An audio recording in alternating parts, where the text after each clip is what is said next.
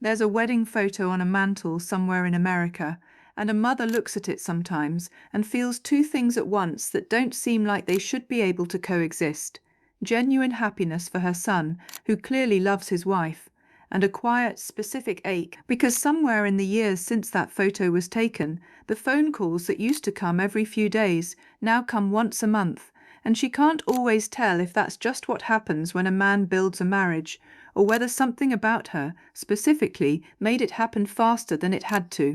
She replays small moments sometimes, a comment at the wedding shower, an opinion she offered about the new house, wondering which one, if any, was the moment things started to shift.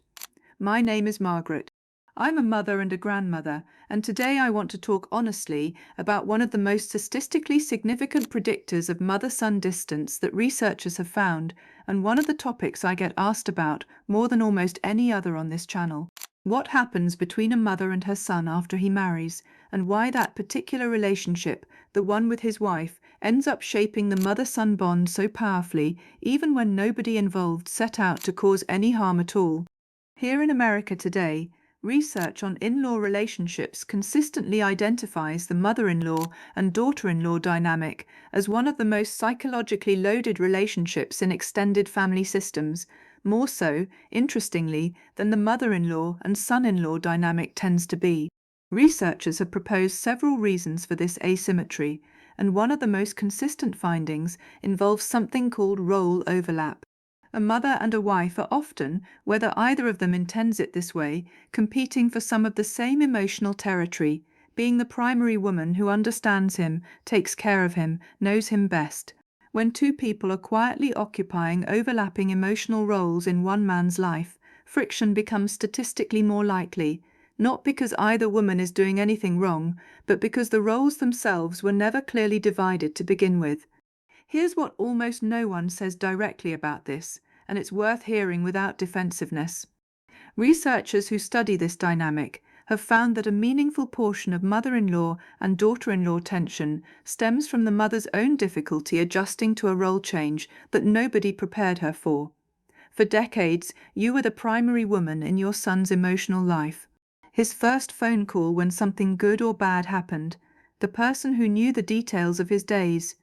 That role doesn't formally end when he marries, but its primacy does, and very few mothers are given any real guidance on how to grieve that shift while still being genuinely happy for him.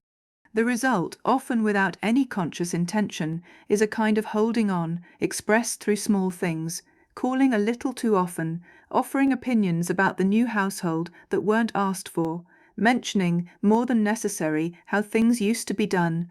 None of these are villainous acts. But researchers note they're frequently experienced by daughters-in-law as a refusal to fully hand over the role that marriage is supposed to formally transition. Now, I want to be just as honest about the other side of this, because that's what we do here. A daughter-in-law entering this dynamic often arrives already primed for tension, not because she's looking for a fight, but because American culture has spent decades telling women, through television, through comedy, through casual conversation among friends, that the mother-in-law is a stock character to be managed or endured. Studies on relationship expectations have found that many women enter their husband's family system already bracing for conflict before any actual conflict has occurred, which means even neutral or well-intentioned comments from a mother-in-law can get filtered through a lens of suspicion that was built well before the two women ever met. This isn't the daughter-in-law's fault either. It's the predictable result of a culture that has spent 50 years making jokes about this exact relationship instead of building any real framework for how to navigate it. Here's the part of the research that I think matters most, and it's the part that puts the son at the actual center of this, where he usually belongs. Researchers who study how men navigate competing loyalty between a mother and a wife have found that most men, when caught between these two relationships, default to avoidance rather than active mediation. He doesn't choose a side in the dramatic sense the term implies. He simply starts managing exposure, calling his mother on his commute home so the conversation happens outside the house, mentioning his wife's preferences to his mother only when necessary, slowly reducing the moments where the two relationships have to occupy the same room. From the outside, To his mother, this can look exactly like growing distance. From his perspective, it often feels like the only available strategy for keeping both relationships intact without forcing either woman to feel like she lost. The tragedy, researchers point out, is that this avoidance strategy frequently produces the very outcome it's trying to prevent. By minimizing contact to reduce friction, the son inadvertently starves the mother-son relationship of exactly the kind of casual, ordinary connection that used to keep it close, leaving his mother to experience the avoidance as rejection rather than as the conflict management strategy it was actually intended to be. If you're living this exact pattern right now, here's something gentle but important to sit with. The research is fairly consistent that the single most damaging move a mother can make in this triangle is to position the choice as a binary one, where loving her means something is being taken from his wife, or where loving his wife means something is being taken from her. Family therapists who specialize in this dynamic have found that mothers who instead make a sustained, genuine effort to build an independent relationship with the daughter-in-law, separate from the son entirely, see significantly better long-term outcomes with their sons as a direct result. This sounds almost counterintuitive. The path back to your son often runs directly through the woman who can sometimes feel like she's the reason for the distance in the first place. There's a particular kind of restraint required here that very few mothers are given credit for attempting. Complimenting the daughter-in-law genuinely, remembering details about her life that have nothing to do with your son, treating her as a person you're interested in rather than a relationship you're managing. Researchers have found that daughters-in-law who feel genuinely seen as individuals rather than primarily as my son's wife are considerably more likely to actively encourage closeness between their husband and his mother, rather than passively allowing the avoidance pattern to continue unchecked. In other words, the daughter-in-law often holds more influence over the mother-son relationship than either she or the mother fully realizes, which means earning her genuine goodwill is rarely a side project. It's frequently the most direct path back to him. This becomes even more pronounced once grandchildren are involved, and it's worth naming directly because so many mothers experience this stage as the moment everything either eases or tightens considerably.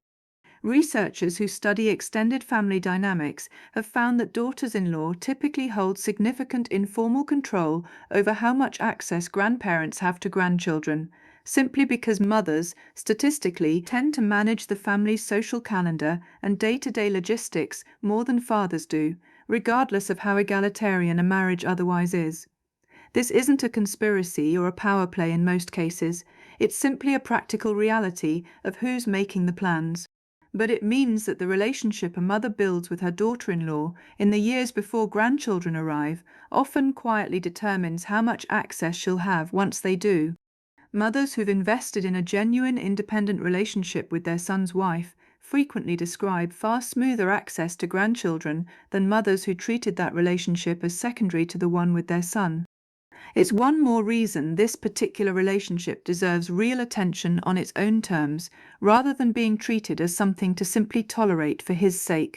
Across the United States, this particular triangle, mother, son, and the woman he married, is quietly reshaping more family relationships than almost any single factor researchers track in estrangement studies.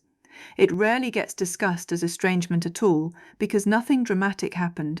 There was no fight, no cut-off, no announcement, there was simply a wedding, and then, gradually, a son who calls less, and a mother left wondering how much of that was simply the natural order of things, and how much of it was something she might still be able to change.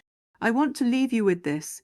The relationship you build with your daughter-in-law is not a consolation prize for losing primacy in your son's life. According to the research, it may genuinely be the single most effective tool you have left for protecting that relationship at all.